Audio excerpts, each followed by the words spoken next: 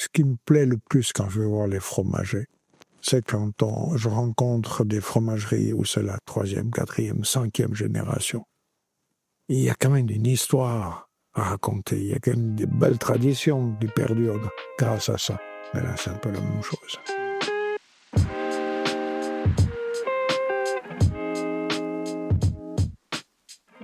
Si vous êtes présent sur TikTok ou sur Instagram, vous avez forcément déjà vu passer du contenu de ce monsieur, le fromage sous toutes ses coutures. Aujourd'hui, on a la chance de pouvoir rencontrer Claude Luzier, plus connu sous le nom de Luzier l'affineur, qui nous reçoit aujourd'hui en Valais. Bienvenue sur Papotage. Bonjour Claude. Bonjour Marco. Comment ça va? Bien, on est bien. Magnifique. Bientôt Noël, c'est bientôt bon. Bientôt Noël, ouais, c'est la dernière ligne droite. C'est aussi la course pour vous, comme Exactement. tu me disais. Ouais. C'est super sympa de prendre le temps de nous recevoir ici en Valais, chez toi du coup. Nous du coup, on a envie de venir découvrir qui est le personnage derrière ce compte Instagram et ce compte TikTok, derrière ces 2 millions sur TikTok de personnes qui te suivent. Ça déjà, ça te fait quoi? Enfin, comment tu... Ouais, c'est très impressionnant. Hein. Pour mon âge, cette différence entre l'âge, je m'adresse à des jeunes et c'est une personne qui a 70 ans qui s'adresse à des jeunes, c'est amusant. Ouais. Ouais, oui. Et du coup, grâce à ces réseaux sociaux, on a un aperçu sur qui est Claude, qui est Luzier dans son activité. Mais on ne sait pas exactement qui c'est qui est au-delà de ce compte-là. Toi, si tu devais te présenter, tu te présenterais comment? Qu'est-ce que tu dirais? Qu'est-ce que tu mettrais en avant peut-être l'activité fromagère?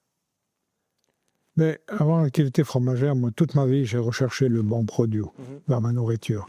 J'avais une entreprise de traiteurs, on fumait nos poissons, on fabriquait nos terrines, on faisait nos glaces.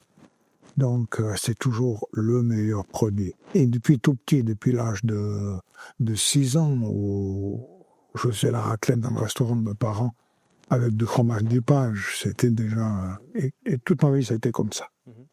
Dans toutes mes activités, le meilleur. Les bons produits. Exactement.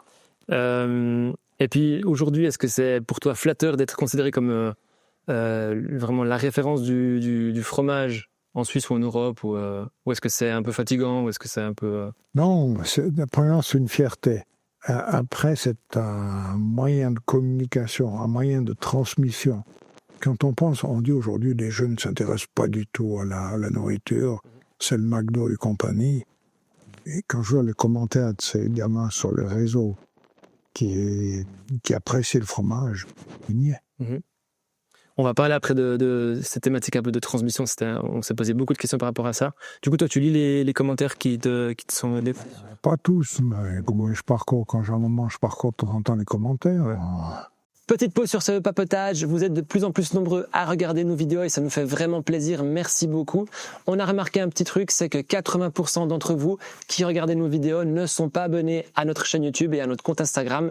Le meilleur moyen de nous soutenir dans ce projet et de nous permettre de vous amener plus de contenu de manière plus régulière et de qualité, c'est de vous abonner à la chaîne YouTube et à notre compte Instagram. Je vous invite vraiment à cliquer sur le petit bouton s'abonner en dessous de la vidéo. Et du coup, je vous laisse dans ce nouveau papotage. Merci beaucoup à vous. Et du coup, tu disais, à la base, tu viens de la restauration. Pourquoi avoir switché vers l'affinage de fromage? Et tu verras, quand on aura mon âge, le chemin de vie n'est jamais tracé. Là, je démarre au Teleux, les populaires de Lausanne. Ouais. Je fais très peu d'hôtellerie, tout de suite de la restauration. Mais chaque fois, on innovait avec mon épouse. On était le premier à lancer le premier restaurant low cost, système EasyJet. Les 8 premiers avaient 50%, les 8 suivants 25%, dans le petit village de Saillant à côté. Ça, c'était pour la restauration. Après le traiteur, quand on commence à faire des traiteurs, on est le premier sur le marché. Aujourd'hui, dans le Valais, il y a 100 traiteurs. Il y en avait 3. À chaque fois innover, et puis c'est le chemin de la vie. Quand tu es indépendant, il n'est jamais tout tracé, quoi. Tu prends les opportunités, et au bout d'un moment, il fallait lâcher le restaurant parce que le traiteur prenait trop d'importance. Après, il fallait lâcher le traiteur parce que l'affinage prenait trop d'importance. Tu vois, on se retrouve à l'âge de la retraite, et Autre part à la retraite, période de la retraite, voilà, les réseaux sociaux Oui. étaient encore une nouvelle activité. Toi, du coup, tu avais besoin de, tu vois, un peu ce que j'entends, c'est un peu des challenges, quoi. Enfin, c'est un truc qui fonctionne très bien. On pourrait se satisfaire de ça, non? Non, c'est quelque chose qui vient naturellement et on fonce. Il y a une porte ouverte, une opportunité. Et on voit qu'on peut faire quelque chose de bien là-dedans. Et puis voilà. Puis quand tu regardes un peu tout ça après, tu dis, bon, c'est un cheminement. Et puis voilà, quoi. Ouais. Bah, c'est fou. Mais bon, il y a ce dénominateur commun tout le temps de la nourriture, quoi. Enfin, Alors, la nourriture est le bon produit. Traiteur, je parlais. La restauration, ça a été la spécialité de 30 fromages, plutôt 30 fromages de pommes de terre de la salade. Tu vois, c'était toujours jamais. Oui. J'ai jamais eu de restaurant self-service avec hamburger. Oui. Moi, j'ai des amis, des très bons amis de très longue date de la famille qui habitent vers la région de Sion. Et eux, ils disent que chaque fois, quand j'étais plus petit, quand on venait en Valais, ils disaient tout le temps, nous, si on veut, on vit en autarcie, quoi. On a tout. On a le bon fromage, on a la bonne viande, on a le bon vin, on a notre pain. Est-ce que tu as aussi un peu ce sentiment-là? Mais en Valais, on a de la richesse, c'est pas possible. On se rend même pas compte. Dans les fromages, c'est magnifique. Dans les vins, la quantité de cépages différents qu'on a, la qualité de nos vins aujourd'hui, folie. Ouais. Folie, mais dans le temps, on l'ignore. Ouais. En tout cas, c'est ignoré à l'extérieur du canton. Vin préféré, du coup, vu qu'on parle de ça? Petite Armine, qui va bien avec un gruyère. C'est dans les accords vin et fromage que je mets là-dessous. Oui. Et vin blanc hors canton du Valais aussi, ou bien pas trop Oui. Une grosse climat. Non, il faut rester au blanc. J'ai travaillé avec du Chasselas vaudois, ça va très très bien. Avec des blancs français aussi. Je suis assez ouvert pour que ce soit bon. Ouais. Mais c'est un petit peu la mode aujourd'hui, c'est d'essayer de rester un petit peu dans le giron, de ne pas aller chercher les produits trop loin. Donc, ma réflexion est la suivante. S'il y a du bon chez nous, je ne vais pas aller plus loin chercher moins bon, ou voire égal. Mais s'il n'y a pas ici, je vais chercher plus loin. Ouais.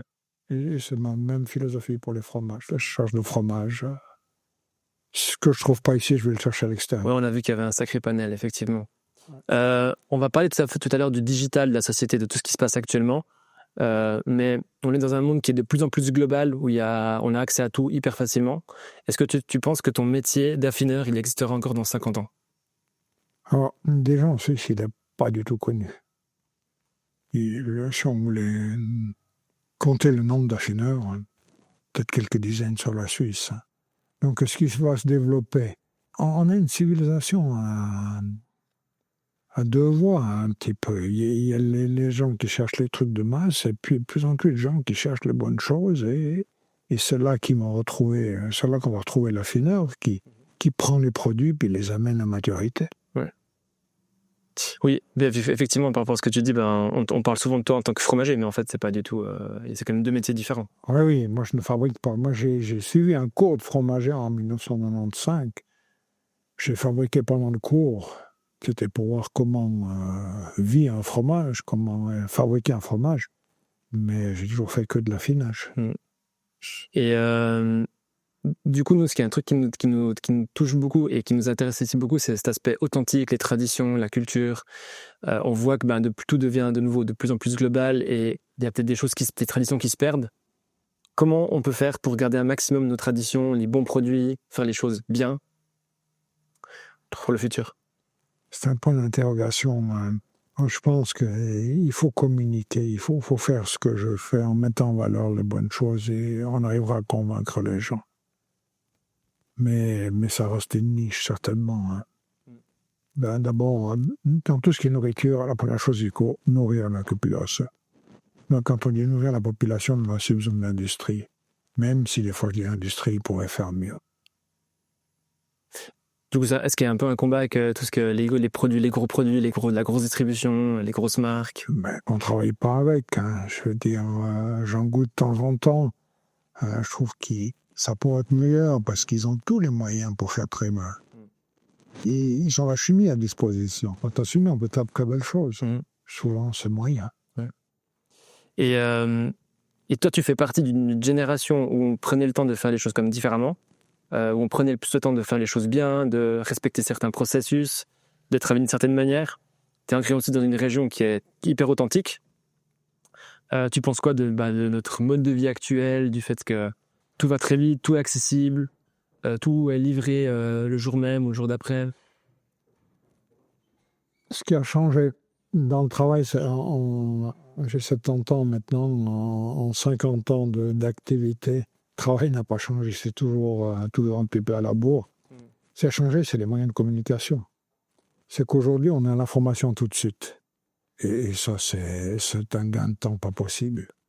T'imagines, tu veux savoir quelque chose avant, tu devais écrire, tu devais ouvrir un atlas, tu devais ouvrir un dictionnaire. Là, tu prends ton téléphone et puis l'information tout de suite. Et ça n'a pas de prix parce que c'est un gain de temps qui n'est pas possible. Tu penses que ça a un impact négatif sur la qualité ou bien de ce qu'on fait ou Non. pas forcément? Non, ça devrait même être mieux puisqu'on est mieux informé. L'information, elle est meilleure. Donc, quand tu prépares quelque chose, là, je suis en train de préparer un voyage, eh bien, j'ai toutes les informations facilement. Je passe pas des journées à chercher et puis j'arrive à retrouver le meilleur aussi. Donc, là, il faut les réseaux sociaux, la technique de communication, il faut l'utiliser de la bonne escient, simplement. Ouais. Et du coup, grâce à ces réseaux sociaux, on a un aperçu de qui tu es, de ce que tu fais. On peut se faire. Je pense qu'un truc qui est intéressant avec les réseaux sociaux, c'est qu'on se fait tout un imaginaire d'une personne dans son environnement, etc.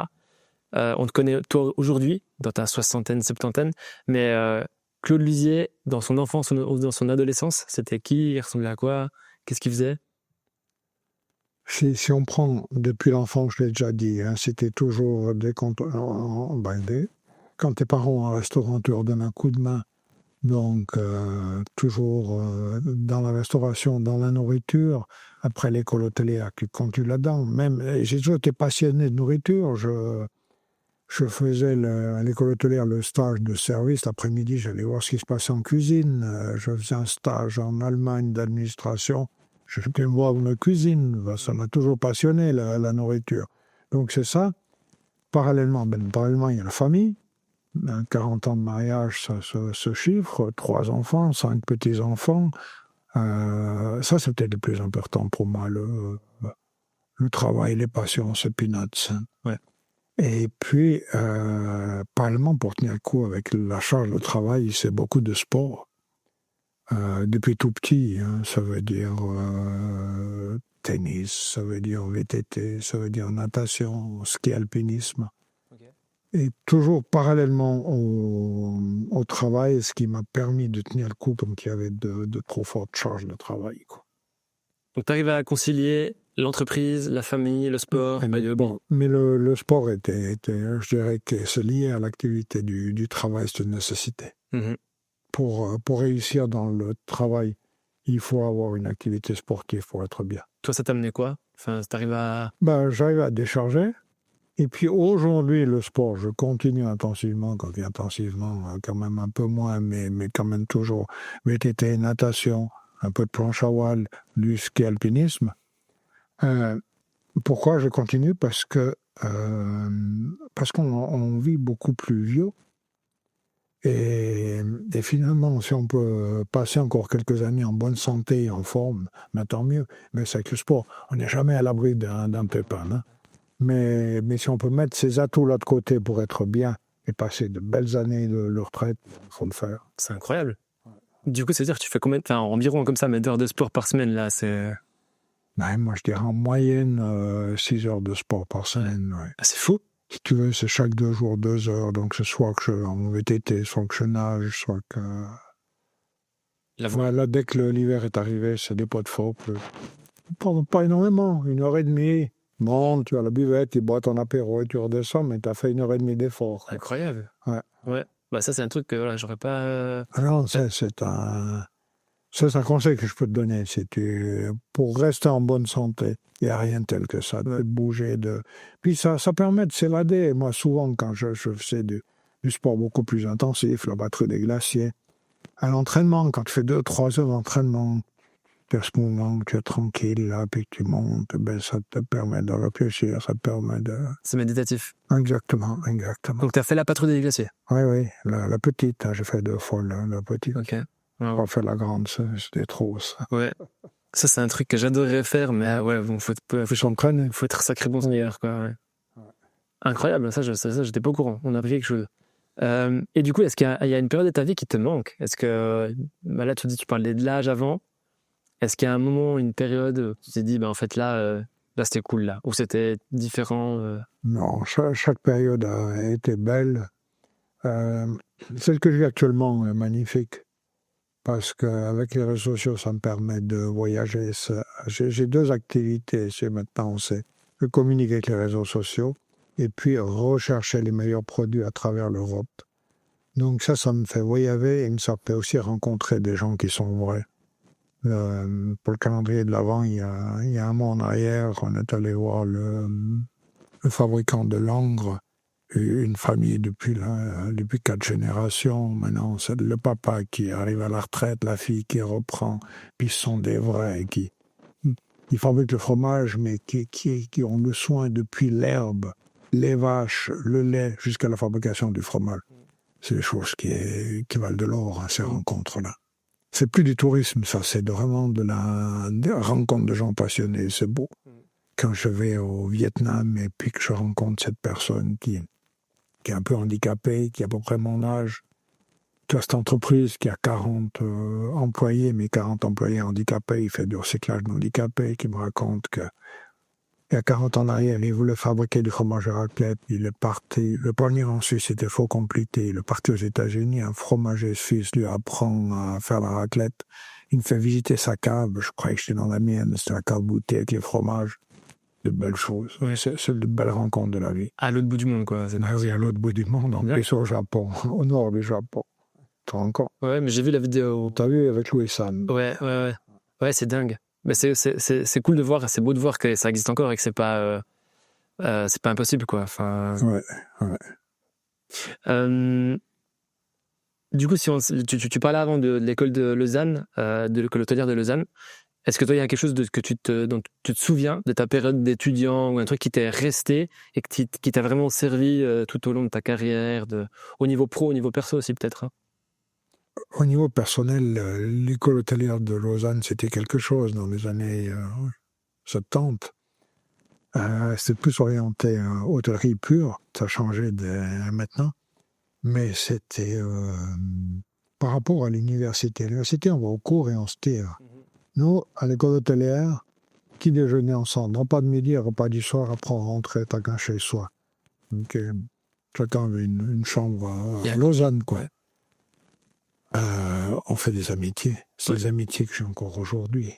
Ils ne sont pas nombreux, il n'y en a pas 40, mais il y a 5 ou 6, c'est devenu des amis. On a encore... De temps en temps, on ne se voit pas pendant 6 mois. De temps en temps, on se donne un coup de fil. Non, c'était... Après, les Valaisans, à l'école de Lausanne, il y avait une certaine réputation. C'est-à-dire? C'était... Ouais, on était sérieux, on réussissait bien, mais après l'école, on aimait bien faire la fête. Ouais, l'apéro. Ouais. Ça, c'est un truc, je crois, qui est resté. Moi, j'ai aussi quelques connaissances qui ont fait ou qui font l'école hôtelière. Ouais. C'est connu, quoi. Enfin, vous êtes un peu la bringue, ou bien? Oui, assez tard. Ouais. De beaux souvenirs. Ouais. Et à l'époque, qu'est-ce qu'on buvait à l'époque? Est-ce qu'on buvait vraiment que du vin, ou bien il y avait une préférence pour le vin? Sinon, on boit un peu de tout et n'importe quoi, des vodkas rouges, blanches. À ce moment-là, c'était 20 bières. Fou, hein? Maintenant, on n'était pas du tout ouvert à ces spécialités-là. Après, ça a changé. Hein? Maintenant, aujourd'hui, c'est vrai que c'est un peu différent, quoi. Ouais. Puis nous, on aime bien le vin aussi parce qu'on l'apprenait. Hein? Je veux dire, on avait des cours pas de vinification, mais de dégustation de vin, de connaître les vins. Ouais. Donc, ça a aidé. Faire la fête le soir, c'était l'exercice pratique de ce qu'on nous a appris la journée. Ça, c'était soir avant l'examen, quoi. C'était avant ou après l'examen que vous avez? Et là, du coup, toi, si tu devais être, je sais pas, imaginons que tu devais être réinvité par l'école hôtelière pour aller pour faire une intervention, une conférence, un cours. Est-ce qu'il y aurait un truc que tu dirais au-delà de tout ce qui est théorique? Est-ce que tu aurais quelque chose à dire aux plus jeunes qui vont démarrer une carrière, qui savent pas forcément exactement qu'est-ce qu'ils veulent faire, dans quelle direction partir? Ouais, si j'ai un conseil à leur donner, c'est soyez ouverts. N'ayez pas un chemin tout tracé. Et de mon temps, et ça a beaucoup changé maintenant, et moi j'ai beaucoup changé, mais de mon temps, on a appris le métier et on a gardé ce métier toute sa vie. Moi, j'ai appris un métier, mais j'ai dérivé sans arrêt. Et c'est ça qui est intéressant aujourd'hui. C'est d'avoir une formation de base et pour changer de métier, pour avoir des choses différentes, parce que ce qui fait toujours le même métier toute sa vie, il y a quand même un côté boring job un petit peu, même si le travail est passionnant. Donc ça, c'est la chance que j'ai eue, de pouvoir faire 1000 activités. Est-ce que tu as dû prendre des gros risques ou bien c'était... Enfin, qu'est-ce qui a fait que Claude, typiquement, dans les années 70, il s'est dit, en fait, moi, je vais commencer à faire plein de trucs différents. Bon, on commence comme ça, si tu veux. Je commence par gérer un hôtel, après j'ai un ami qui me dit, j'ai des problèmes avec un restaurant, tu peux venir nous aider. Je viens aider pour un mois, puis je reste 20 ans. C'était un restaurant à Saillon. Après, j'avais cette vieille mission. On a mis une maison de ma grand-mère que je rénove, et puis il y a cette cave. Là, une cave où on met les légumes, on met le vin, on mettait tous les fromages. Et d'un coup, on commence à mettre du fromage, on voit que c'est une matière vivante. C'est vraiment un cheminement. Donc, le conseil que j'aimerais, c'est soyez ouverts aux opportunités, et puis allez-y, foncez, quoi. On peut se tromper dans la vie. Moi, certainement, je suis trompé. J'ai peut-être certainement ouvert des établissements qui n'ont pas marché, qu'on a fermé après quelques temps, ou qu'on a remis. Mais j'ai toujours quand même une base, toujours au même endroit. Oui. Et en lien toujours avec ton métier, ce que tu fais, mais aussi les réseaux sociaux, parce que du coup, tu es à fond dessus. On s'est dit, ton métier, il est ultra authentique, il y a une tradition, il y a un savoir-faire, etc. C'est historique. Et puis, on a les réseaux sociaux qui ouvrent à la globalité, qui ouvrent un peu à la... Tout devient normal, accessible. Est-ce que c'est pas antinomique, les deux, ces deux domaines? Fais attention avec les réseaux sociaux. Il y a à boire et à manger, on est d'accord. Le seule restriction que j'ai aujourd'hui avec les réseaux sociaux, c'est que je suis consommateur aussi. Tout d'un coup, je vois une information, je me dis, est-ce que c'est vrai? Après, si tu lis ton quotidien le matin, peut-être tu te poses aussi la question, est-ce que c'est vrai l'information? Mais il y a quand même un journal qui a pignon sur rue, les journalistes qui sont engagés. Donc, si un journal traditionnel faisait une fake news, il serait remis à l'ordre par des collègues. Un réseau social, c'est quand même des fois, on se pose des questions. Alors, souvent, moi, je passe d'un à l'autre j'attends la confirmation de l'information que j'ai eue pour me dire, ouais, c'est certainement vrai, quoi. Ouais. Ça, c'est un peu la restriction que je mettrais. Mais sinon, non. Mais alors clairement, ça a eu un impact hyper positif sur votre activité, sur ton métier. Mais en gros, qu'est-ce que tu en penses de manière générale des réseaux sociaux? Est-ce que c'est quelque chose de positif? De toute façon, c'est le moyen de communication du futur. Hein. Oublions la tradition. Hein. Je veux dire, on a fait quelques tests avec mon fils. Communication par réseau traditionnel, communication par réseaux sociaux, il y a ce jour et la nuit. Hein. Aujourd'hui, c'est ça. Les jeunes n'ont plus la télévision, ne lisent plus de journaux. Tout se passe par là. Quoi. Donc, il faut s'adapter. Il ne faut pas commencer à mettre les mains contre le mur en disant non, moi, ça, c'est pas pour moi, non. Il faut évoluer, quoi. C'est peut-être ça ma force toute ma vie. Hein. C'était l'ouverture à tout ce qui est nouveau. Je veux dire, j'apprends dans la meilleure école hôtelière du monde, mais je ne sais pas tout en sortant de cette école. Donc, je suis ouvert aux choses qui peuvent arriver. Et c'est ça, c'est cette attitude qui m'a donné toutes ces opportunités dans ma vie. Est-ce qu'au début, quand il y a eu l'idée d'aller sur les réseaux sociaux, est-ce que tu étais réticent ou bien Non, parce qu'on a commencé sans mon fils, avec ma femme. On s'est dit, maintenant, il faut... on a été premiers à avoir les QR codes qu'on mettait sur la voiture, puis les gens, ils scannaient le QR code. Et on était avant-gardiste avec ma femme pour ça. On était sur Instagram, on avait 2000 abonnés, on était très contents. Notre fils rit quand je lui parle de ça aujourd'hui. C'était ça, quoi. Puis là, ça a complètement explosé. Ouais. Ouais. Est-ce que tu te souviens du coup de la première vidéo que vous avez filmée? Où t'as dû te filmer toi? Du coup, je connais pas la première vidéo, mais... Avec mon épouse, c'était plutôt des photos. Hein. On m'a dit non, on ne filmait pas. C'était vraiment des photos qu'on publiait. Ouais.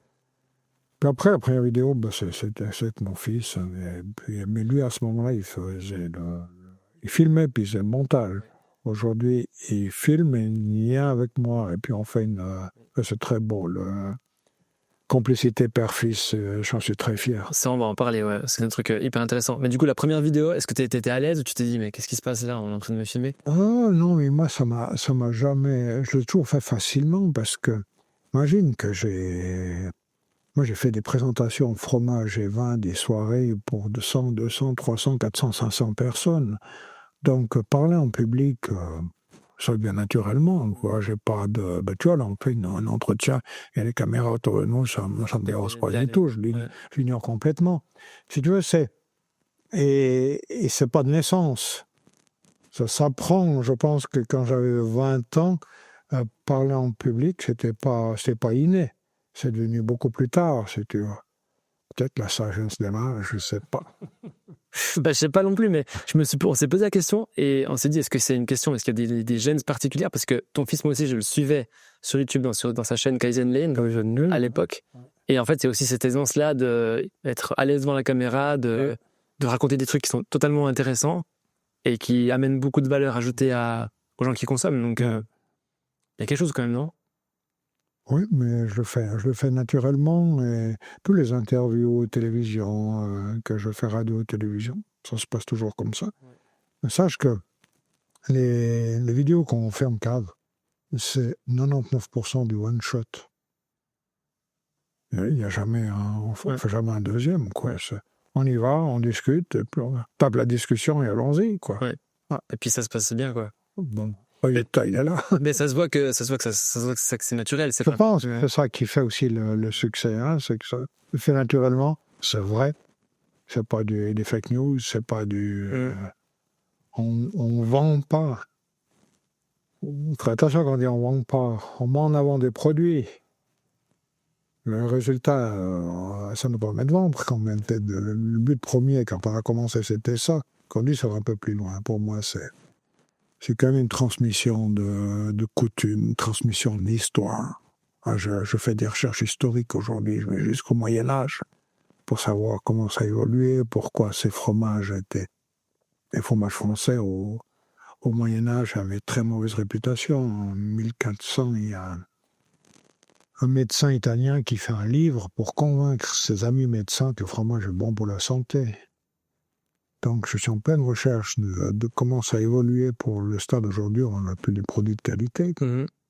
Comment tu fais ces recherches? C'est il y a Internet, tu me diras, mais... Il y a Internet, il y a eu, l'année passée, il y a une historienne qui a publié un livre sur les meilleurs fromages, ou les meilleurs fromages français, ou l'origine des fromages français. Donc, Puis après, quand je vais au Val d'Ost, on parle. Là, on a l'hospice du Saint-Bernard qui relie les deux. Et on se rend compte qu'il y avait des alpages d'un côté et de l'autre. On cherche, c'est pas toujours évident. Aujourd'hui, je recherche savoir quand c'est que notre raclette traditionnelle a commencé. C'est pas évident de donner une date.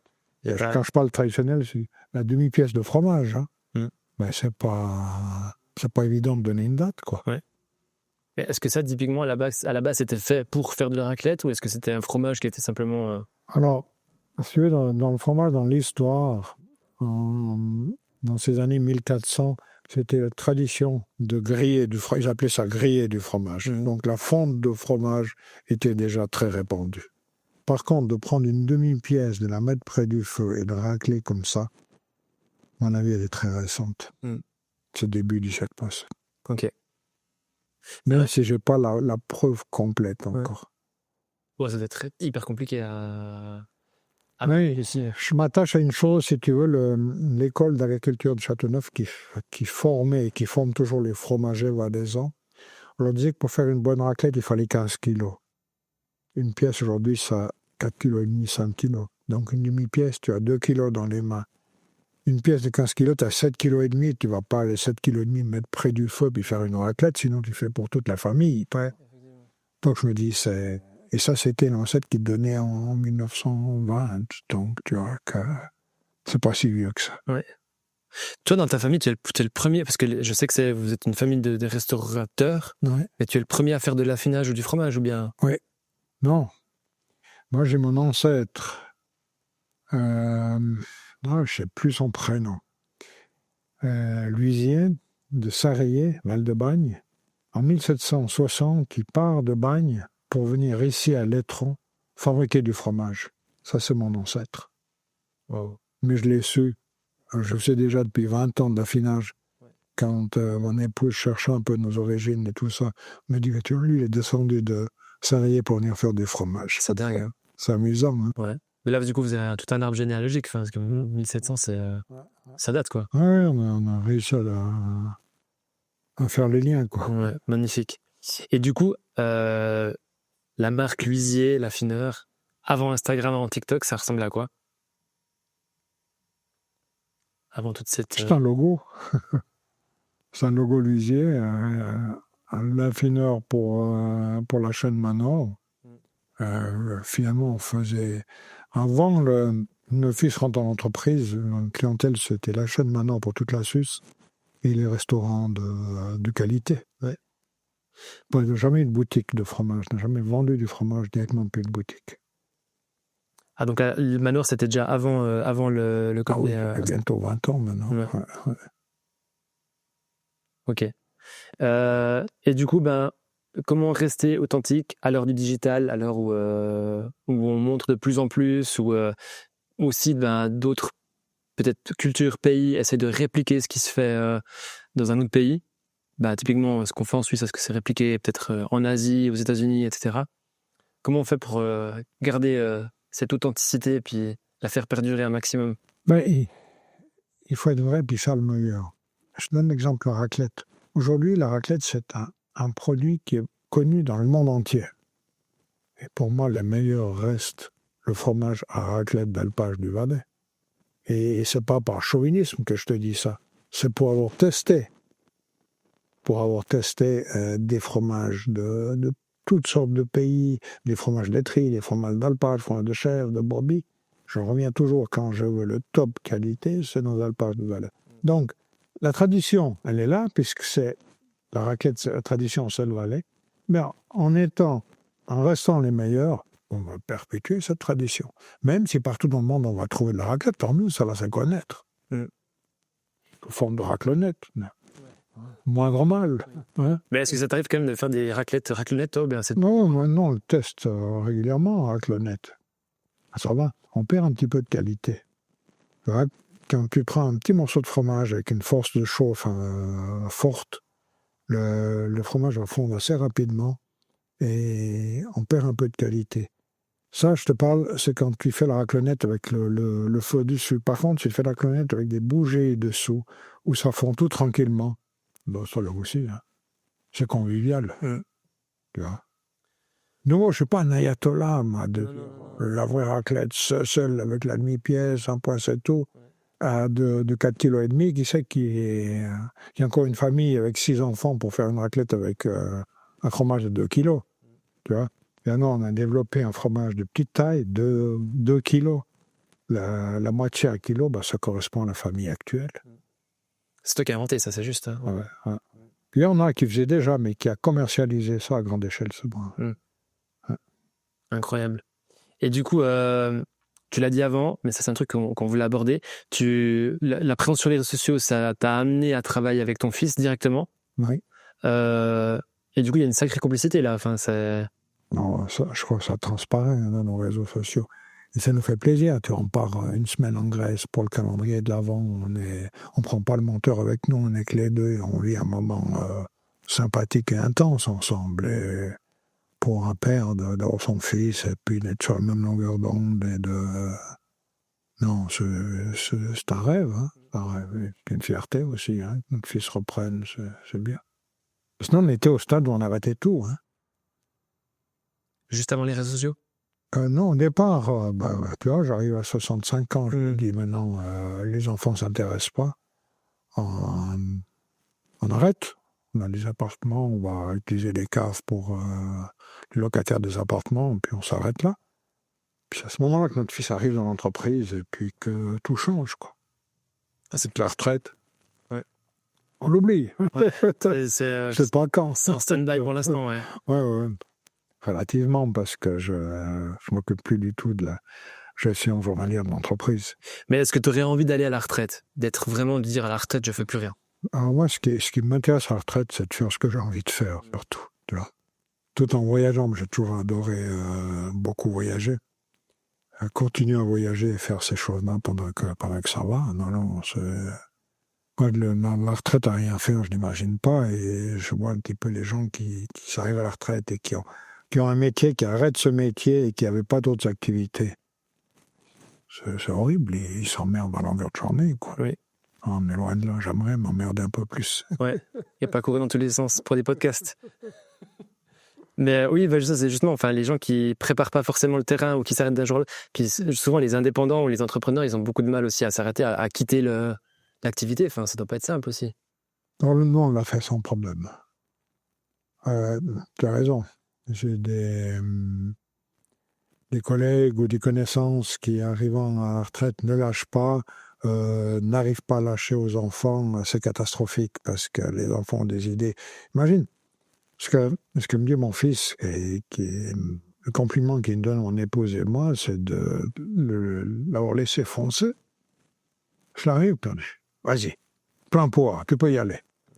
Puis pendant une année, être avec nous, puis après on dit, non, c'est ton entreprise, on te remet ça, et non, on fait autre chose. Non, il faut lâcher au bout d'un moment. On n'est pas éternel, et puis les idées changent. Jamais on aurait développé les réseaux sociaux comme il l'a fait. Ouais, peut-être pas, mais effectivement, tu l'as bien fait, puis tu as l'air d'être vraiment à l'aise dessus. C'est échelle, tu vois, ce qu'on avait fait. Ouais. Mais du coup, est-ce que c'est toujours facile de travailler avec son fils? Est-ce que c'est facile de travailler en famille? Et est-ce qu'on perd un peu la relation père-fils, qui est le père, qui est le fils, qui est le collègue, qui est le patron? Non, parce que peut-être, si on avait continué à travailler ensemble, il y aurait eu des soucis. Mais là, c'est pas le cas. Et dire, non, on arrête et on reprend. Le travail père-fils, c'est ce travail de communication sur les réseaux sociaux. Et puis d'aller pour lui rechercher des fromages. Mais l'exploitation même de l'entreprise, c'est son problème. Il gère tout de A à Z. Ouais. Même les réseaux sociaux, il a été pas trop courant aujourd'hui parce que toi, tu m'as demandé ça il y a 6 mois en arrière et moi j'ai un peu oublié ce que tu faisais et compagnie. Il m'a dit, mais qu'est-ce que c'est? Comment ça va se passer? Parce qu'il est très rigoureux à ce sujet, quoi. On essaie de faire ça le plus sérieusement possible. C'est bien. Mais faire ça bien. Tu disais avant que la transmission, c'était important pour toi. C'est quoi la transmission? Comment tu décrirais la transmission? C'est quoi pour toi transmettre? Mais tu vois, quand tu as une entreprise qui marche bien, qui a du succès, tu as 1 an, lui, à finir aujourd'hui est 1 an, et puis un coup, tu vas arrêter parce que tu veux pas non plus, tu veux pas vendre, tu n'as pas prévu de le faire. Que tu arrives à transmettre ça, que ce soit de la famille. Ce qui me plaît le plus quand je vais voir les fromagers, c'est quand je rencontre des fromageries où c'est la 3e, 4e, 5e génération. Et il y a quand même une histoire à raconter, il y a quand même des belles traditions qui perdurent grâce à ça. Mais là, c'est un peu la même chose. Et du coup, s'il n'avait pas forcément voulu reprendre, s'il n'avait pas forcément accepté de reprendre, t'aurais... Non, il n'a pas demandé, hein. Je veux dire, c'est clair. Non, c'est lui qui nous a proposé. Je dis, sois le bienvenu, quoi. Ouais. Donc, s'il n'est pas repris, on fait autre chose. L'entreprise serait fermée, on aurait une belle vie, et puis je continuerai à voyager, à faire du sport, et à m'occuper un peu plus des petits-enfants, parce que là, je n'ai pas beaucoup de temps pour eux. T'arrives à te détacher quand même, hein. Complètement, oui. Non, c'est pas... Intéressant. Et du coup, gérer la boîte, gérer la famille, après tu disais aussi tu avais les hobbies. Est-ce que pour toi c'était simple? Est-ce que tu as réussi à trouver un rythme de vie, à réussir à tout conjuguer? Je sais que c'est un rythme de vie intensif. On a vécu à Saint-Laure pendant 50 ans, quoi. Ouais.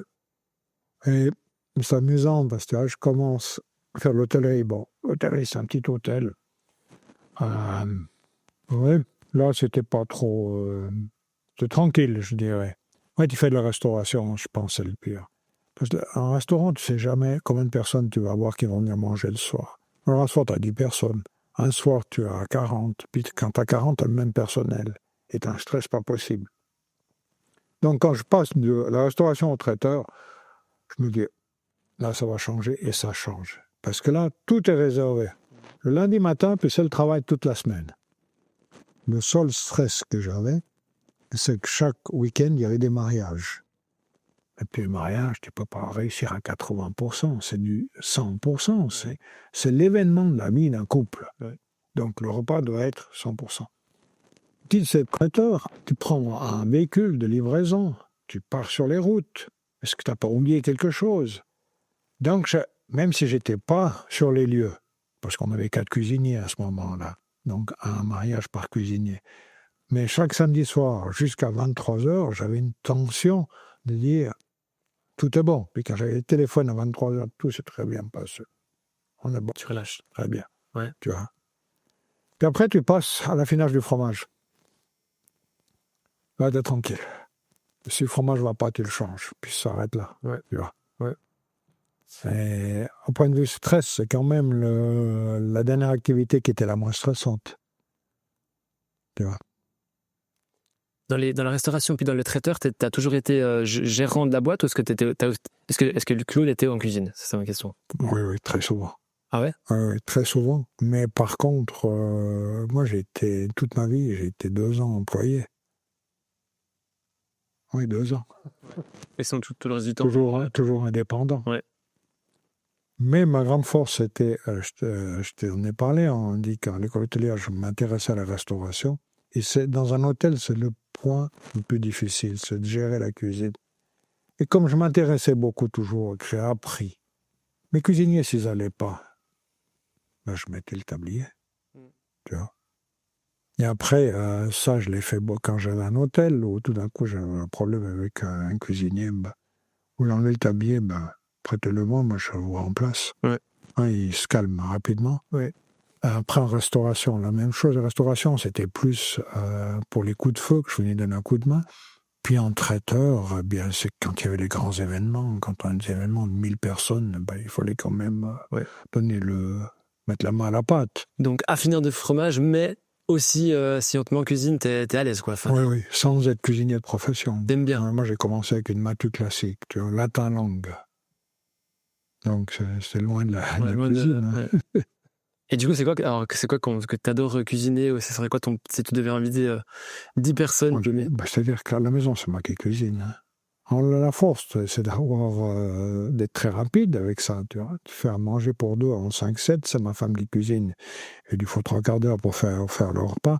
Moi, je suis très poisson, très viande, bon morceau de viande, c'est amusant. On dit qu'on mange moins de viande, mais bon, la bonne côte de bœuf, avec une très sauce aussi.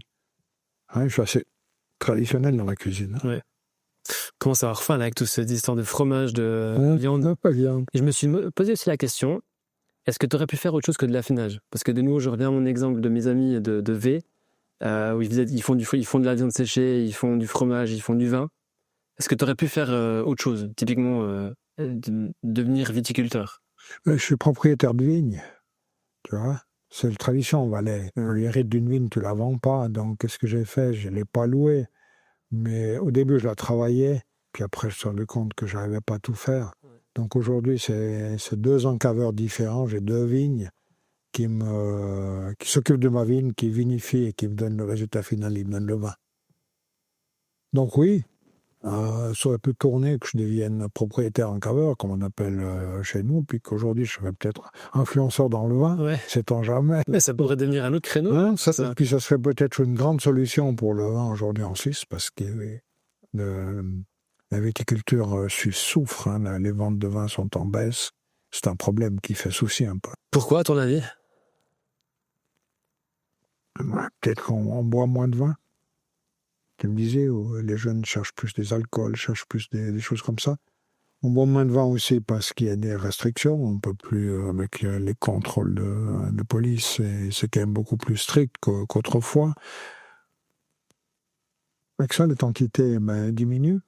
Mais je ne crois pas que ce sont les contrôles qui font tellement la baisse du vin. C'est quand même la génération actuelle qui est moins intéressée au vin. C'est boire beaucoup plus de bière, beaucoup plus des choses plus légères, peut-être en alcool. Résultat, il faut trouver des solutions, quoi. Après, en Suisse, on a tous ces problèmes. Est-ce qu'on n'importe pas trop? Parce que finalement, si on buvait que ce qu'on produit, il n'y aurait jamais de problème. Mais On parle souvent du prix. On est européen. Ouais. On dit le vin suisse est trop cher par rapport à... Alors, ça, c'est une fausse information. Je dirais qu'on manque de vin de table, de vin très bon marché à 5 francs la bouteille. Par contre, nos vins, Suisse en général, aujourd'hui, on a des bons vins en Suisse partout, que ce soit dans le Valais, le Vaud, le Châtel-Fribourg, le Tessin, les Grisons. On a de bons vins. Et aujourd'hui, qualité-prix, on est bien supérieur. C'est ça que je dis, mais n'allons plus chercher des vins à l'extérieur. Quand on parle de vin de qualité, je ne te parle pas de vin qui est de table à 5 francs la bouteille. Oui. Dès que tu veux de la qualité, autant prendre chez nous, ça sera aussi bon et moins cher. C'est un slogan qu'on prend. Plein d'idées à tout va, donc ça fuse. Entrepreneur dans l'âme. Plus ou moins pour finir, du coup, tu disais que durant la période du traiteur et du restaurant, mais il y a des moments où c'était beaucoup trop de travail, à fond, 50 enfin tout le temps en fond. Est-ce que tu as eu des impacts, tu as dû faire des concessions par rapport à certains éléments de ta vie privée, famille? Si tu parles à mon épouse, elle te dira quand j'ai élevé les enfants un peu seul, parce que j'arrivais tard le soir, et puis des fois c'est 7 jours sur 7.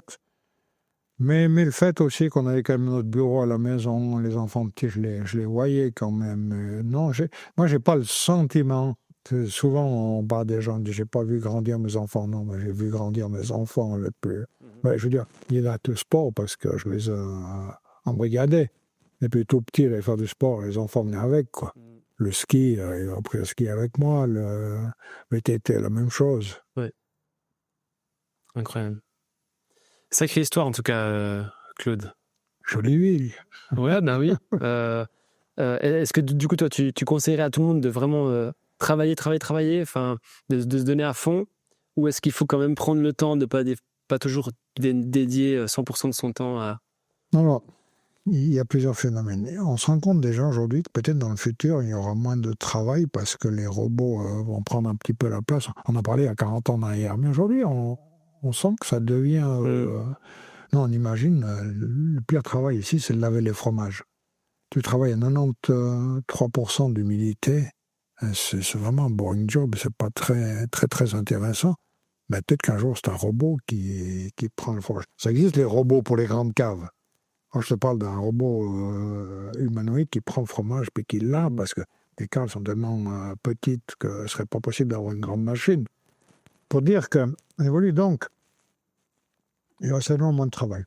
Moi, j'ai ma selle, j'ai ça avec mes enfants, ma troisième, ma fille, ils viennent d'avoir un enfant, qui est né, ma petite fille qui est née à la fin juillet.